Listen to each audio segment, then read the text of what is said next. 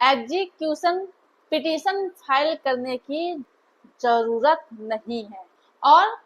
पत्नी अपने पति को मेंटेनेंस देने के लिए मजबूर कर सकती है। जी हाँ, बिल्कुल सही सुन रहे हैं आप।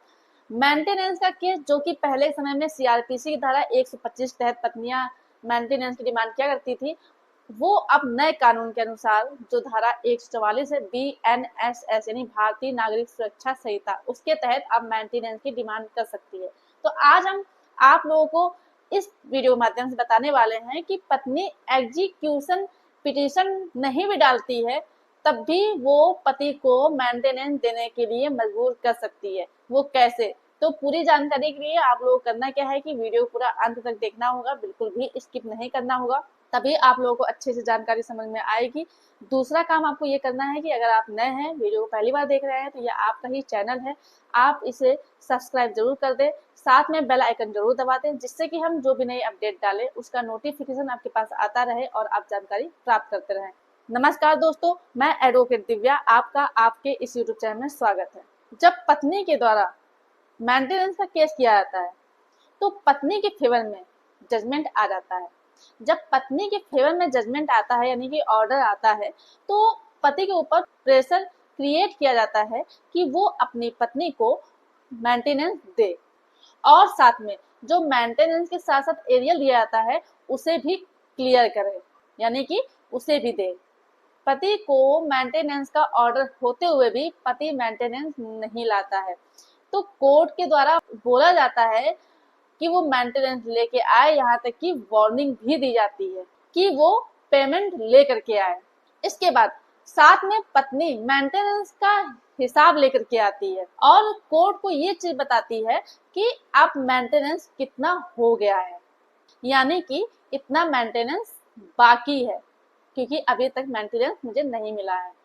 जब मेंटेनेंस का ऑर्डर हो जाता है उसके बाद जो कोर्ट की प्रोसीडिंग होती है वो स्लो हो जाती है, यानी कि धीमी हो जाती है, क्योंकि पत्नी जानबूझ के केस को आगे नहीं चलाना चाहती है, क्योंकि वो इस चीज को समझ चुकी थी कि अब तो मेंटेनेंस का ऑर्डर हो ही गया है, अब तो मुझे मेंटेनेंस मिलेगा ही और जो भी कोर्ट का आदेश होगा वो पत्नी के फेवर में ही होगा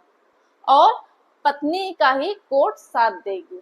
आप सभी लोगों को इस चीज की तो जानकारी होगी कि मान लीजिए कि ऑर्डर हो जाता है कोर्ट के द्वारा कि पति को मेंटेनेंस देना होगा अपनी पत्नी को, और पति अगर मेंटेनेंस नहीं दे रहा है तो पत्नी एग्जीक्यूशन पिटीशन डाल करके अपने पति से मेंटेनेंस ले सकती है, क्योंकि जब पत्नी एग्जीक्यूशन पिटीशन डालेगी तो कोर्ट के ऑर्डर की कंप्लायंस हो सके और जो एग्जीक्यूशन पिटीशन है उसमें कोर्ट पति की जो चल और अचल संपत्ति होती है उसे अटैच कर सके, या तो पति को जेल भेजा जा सकता है। लेकिन हम जिस जजमेंट की बात करने वाले हैं इसमें पत्नी को एक नया अधिकार मिला है, इसमें पत्नी को एग्जीक्यूशन पिटीशन फाइल करने की कोई भी आवश्यकता नहीं है।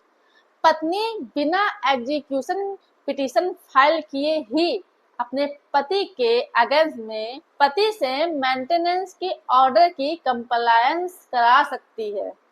और पति को मेंटेनेंस देने के लिए मजबूर कर सकती है। आखिर वो क्या अधिकार है, किस तरह से पति को मजबूर कर सकती है, अब हम आपको इस वीडियो के माध्यम से आगे बताने वाले हैं। तो पत्नी को जो अधिकार मिला है, जिस जजमेंट की हम बात करने वाले हैं, अब हम आपको उस जजमेंट के बारे में बताने वाले हैं विस्तार पूर्वक।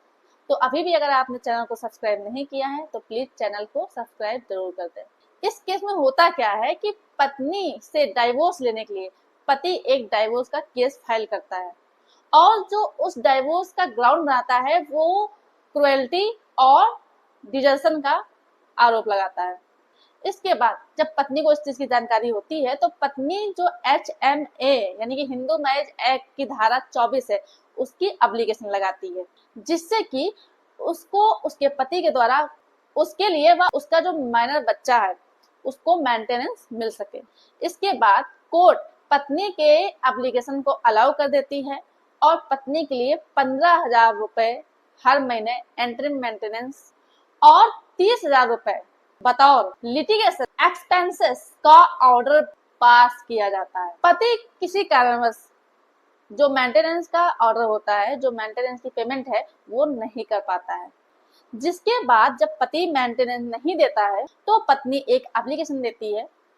बोलती है क्योंकि पति ने जो मेंटेनेंस का अमाउंट था वो नहीं दिया है, इसलिए डाइवोर्स की जो प्रोसीडिंग है रोक दिया जाए, यानी कि स्टे लगा दिया जाए। जब पत्नी की ये एप्लीकेशन कोर्ट में जाती है तो फैमिली कोर्ट के द्वारा उस एप्लीकेशन को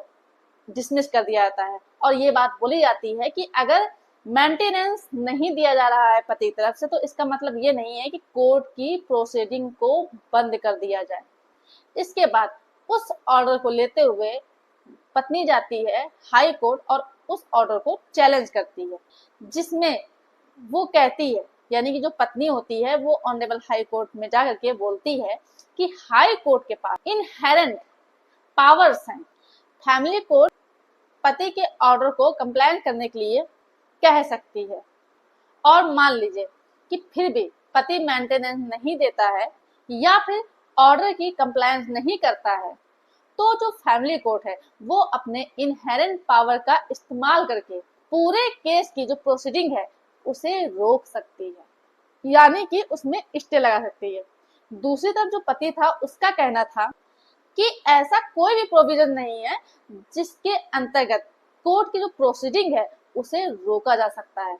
अगर पति मेंटेनेंस नहीं दे रहा है तो पत्नी के पास लीगल ऑप्शन है कि वो अपने पति के अगेंस्ट एग्जीक्यूशन पिटीशन फाइल कर सकती है और मेंटेनेंस की रिकवरी कर सकती है।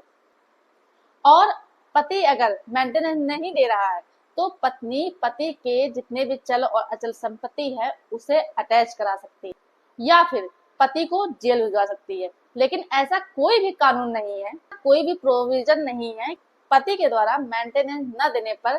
कोर्ट की प्रोसीडिंग रोक दी जाएगी, यानी कि कोर्ट के प्रोसीडिंग में स्टे लगा दिया जाएगा। इसके बाद जो ऑनरेबल हाई कोर्ट का कहना था वो ये कहना था कि मान लीजिए अगर कोई व्यक्ति कोर्ट के ऑर्डर को डिसओबे करता है, यानी नहीं मानता है या फिर उसके ऑर्डर की कंप्लायंस नहीं करती तो उसमें कोर्ट की जो प्रोसीडिंग है उसे रोका जा सकता है, यानी कि स्टे लगाया जा सकता है। साथ में ऑनरेबल हाई कोर्ट ने कहा कि फैमिली कोर्ट के पास अपने इनहेरेंट पावर्स है, इनहेरेंट जुरिडिक्शन है और साथ में जो सीपीसी की धारा 151 है वो भी है,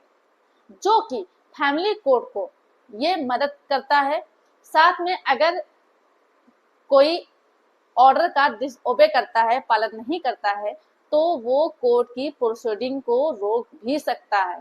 और इस केस में ये होता है कि पति के ऊपर मेंटेनेंस का ऑर्डर होने के बावजूद भी पति ने उस ऑर्डर का पालन नहीं किया था, मेंटेनेंस का पेमेंट नहीं किया था। ऐसे में पति को इसके